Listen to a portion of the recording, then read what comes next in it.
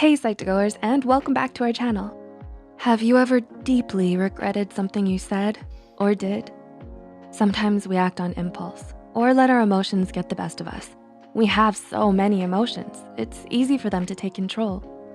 The 5 basic emotions are joy, sadness, fear, disgust, and anger.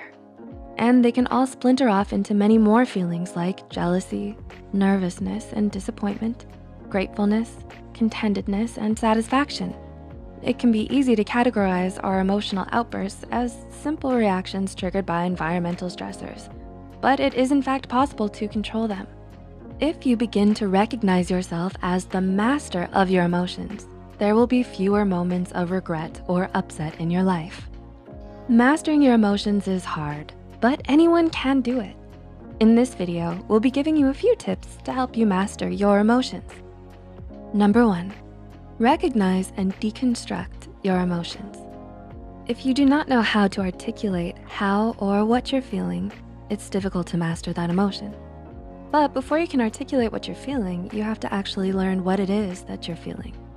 Developing a clear sense of what you're feeling can prevent binge behavior that stems from emotional stress. One way to develop emotional awareness is to keep track of your emotions. Ask yourself, what are you feeling and when did you start feeling that way? And what was it that caused you to feel that particular feeling? This practice of recognition prevents you from generalizing your emotions. For example, feeling bad can be broken down into many different ways, such as feeling anxious, frustrated, or afraid. Studies show that affect labeling helps reduce related stress and anxiety. Once you've developed a vocabulary for your emotions, you will then be able to deconstruct them down to physical manifestations. Physical sensations are the brain's natural way of coping with overwhelming feelings. Learning to recognize these manifestations can help you untangle yourself from your emotions. For example, if you're anxious, you may feel your heart race, your chest constrict, or have sweaty palms. When you're angry, you may feel hot, like the blood rushes to your face and neck and bubbles under your skin. You might clench your teeth or fists in anger. Or when you're sad, you may feel physically heavy and exhausted and struggle to motivate yourself to get out of bed. Number 2, develop emotional intelligence. Fostering emotional intelligence is perhaps the first step towards mastering your emotions. Emotional intelligence is a buzzworthy word, but what is it? Generally, emotional intelligence involves the ability to identify and name emotions, coupled with the ability to harness these emotions and apply them to certain tasks, and to manage your emotions. Cultivating emotional intelligence will help you better define what you're feeling in any given situation and thus tailor your reactions to fit the moment. You might often generalize your emotions. For example, spilling coffee on your favorite sweater automatically ruins the rest of your day.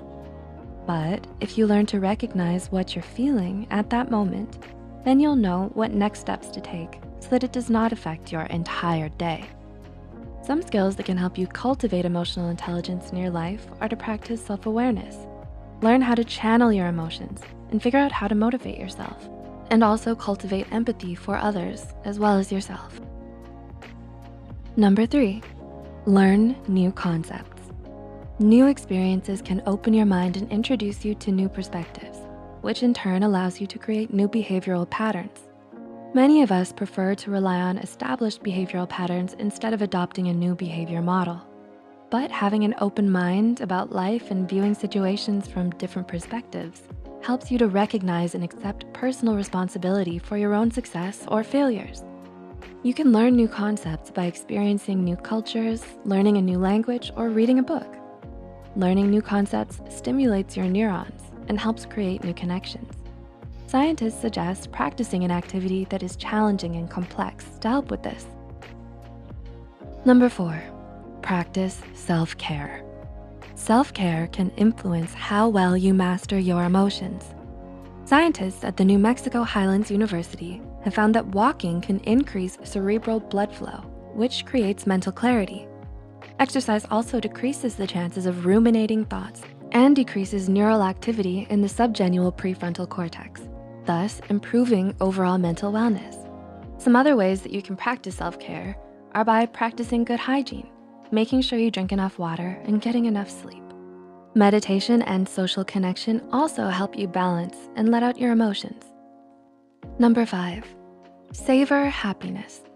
Someone once said that happiness is like the weather. It comes and it goes. Hence, try and appreciate it when you do have it.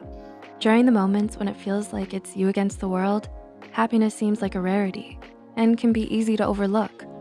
But try to find moments of happiness when there seems like there are none. Congratulate yourself on something you've accomplished.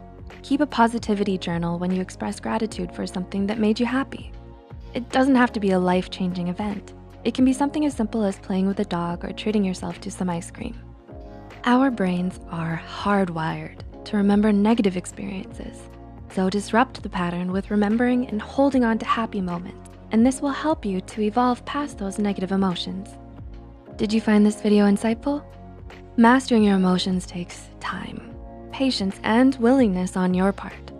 So it's important to be kind to yourself through this process, for it isn't easy and road bumps are bound to occur. If you have any tips about your journey towards emotional acceptance and clarity, let us know in the comments below. Please like and share this video if it helped you and you think it could help someone else too. The studies and references used are listed in the description below.